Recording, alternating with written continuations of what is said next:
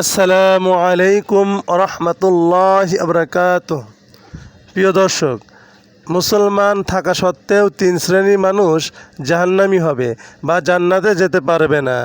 আপনি যদি এই তিনটি গুনাহ করেন, মুসলমান থাকা সত্ত্বেও আপনি নিশ্চিত জাহান্নামী হবেন। হাদিস শরীফে স্পষ্ট বর্ণিত আছে, যদি কোনো ব্যক্তি এই তিনটি গুনাহ করে সে কখনোই জান্নাতে যেতে পারবে না এবং সে জাহান্নামে যাবে। যদি মহান আল্লাহ তাআলা ক্ষমা করে দেন তাহলে একমাত্র জান্নাতে যেতে পারবে, নচেত ক্ষমা না করলে কখনোই জান্নাতের ঘ্রাণও পাবে না, সে জাহান্নামী হয়ে যাবে। নাম্বার 1, পিতামাতার অবাধ্য সন্তান। যে সন্তান পিতামাতার খোঁজ খবর রাখে না, তাদের সেবা যত্ন করে না, তাদের সাথে খারাপ আচরণ করে, উত্তম আচরণ করে না, সেই সন্তান কখনোই জান্নাতে যেতে পারবে না ততক্ষণ পর্যন্ত তার পিতামাতা তাকে ক্ষমা না করে দেবে। নাম্বার 2, যে ব্যক্তি পরিবারের লোকেরা বেপরদায় চলাফেরা করে।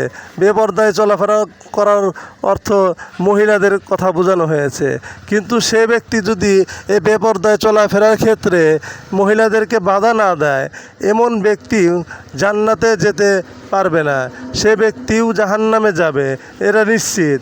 নাম্বার 3, নিশাদ্রব্য পানকারী বা সেবনকারী কখনোই জান্নাতে যেতে পারবে না।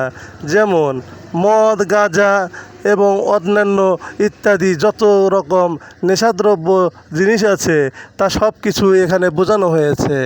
যদি সে আল্লাহর কাছে তওবা না করে মরে যায় তাহলে সে কখনোই জান্নাতে যাইতে পারবে না, অবশ্যই সে জাহান্নামী হয়ে যাবে।